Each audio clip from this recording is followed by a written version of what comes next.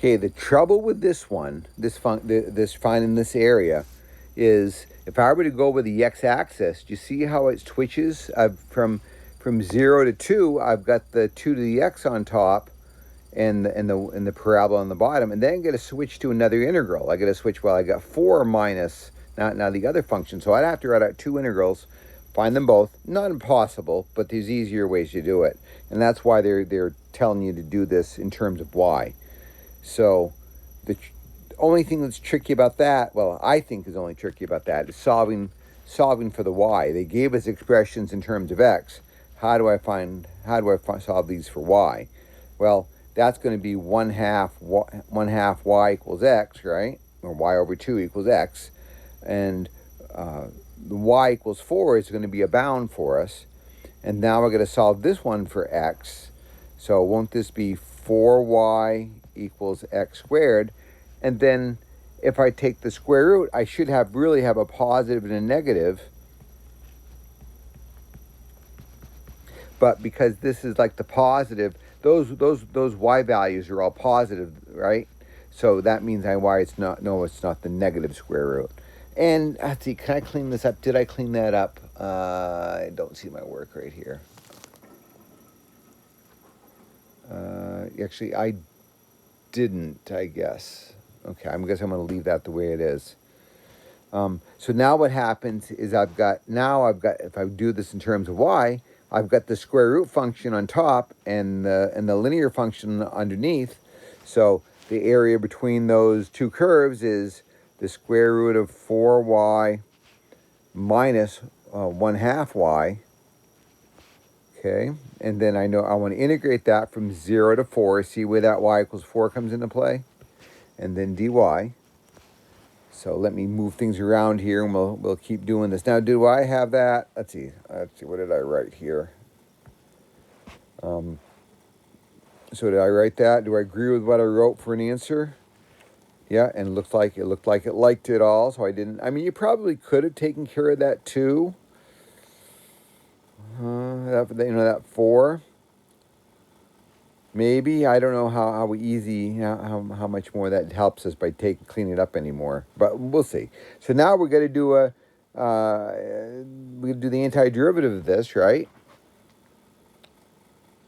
And here what I did was I really didn't want to have that 4y underneath so maybe I could clean up. I did a u substitution, which I chose to do. I was in u substitution mode, so I said, hey, if u equals 4y, du equals 4 dy, and so that's 1/2 or 1/4 du equals dy.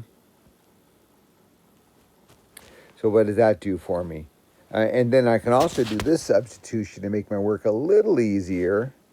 Can't I say u of 4 equals 16 and u of 0 equals 0? Then what I can say, okay, so I've got the 0 to 1 to 16 of the square root of u du.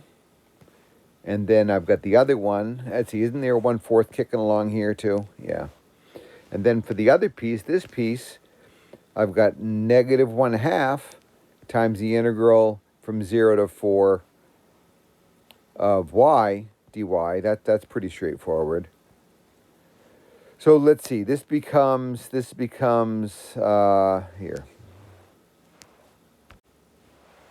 So I've got u, and this is u to the 1/2, so that becomes 2/3 u to the 3/2, and I got the 1/4 out in front of that, so that becomes 1/6 square root of u cubed. And I guess I'll cube it later. I'm going to evaluate that from 0 to 16. So I'm going to drop in 16. The square root of 16 is 4. 4 to the 3rd is 64. So that becomes 64 over 6, which I guess I can simplify that to what? 32 over 3. So that's the first part.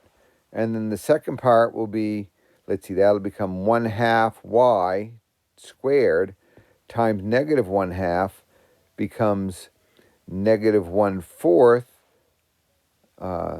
I forgot to do 0 here, just so you know. I was looking at this one.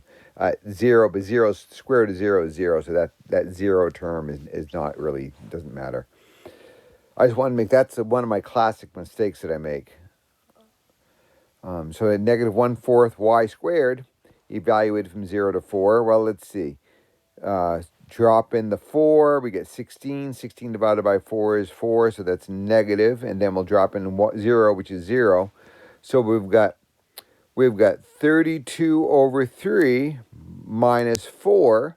Well, 4 is the same as 12 over 3, right? And 32 minus 2, so is that 20 over 3? Is that the answer? Let's see here. Where's my answers? 20 over 3. Good. Yep. So that's how you can tackle that. Maybe you didn't need to watch this video, but in case you do, I have it here.